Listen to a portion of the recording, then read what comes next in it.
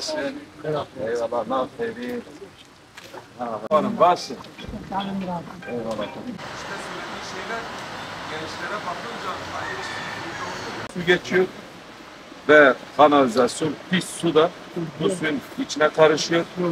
Köyün içinden geçiyor ve çocuklar da burada oynuyor. Burada yaşıyor. Gece rüzgarda burada pis koku ta evlerin içine kadar geliyor. Bu da ciddi manada halk sağlığını tehdit eden bir durum. Yani bu yönde orada mı karışıyor? Oradan karışıyor. O kanalizasyon suyu gelen burada. Ben o, bak oradan atılıp, yukarıdan bir tane daha aldım. Bir tane oradan geliyor. Bak bir tane de köprünün altından geliyor. Onu aratayım, bırakayım. Yani o bu gibi su buradan akıyor. Eyvallah. Baraj var mı? Evet. Yok şu baraj bir şeyler Mardin'e yapılmış zaten. Yani bu pislik asla insan onuruna yakışmayan bir şey. Tabii.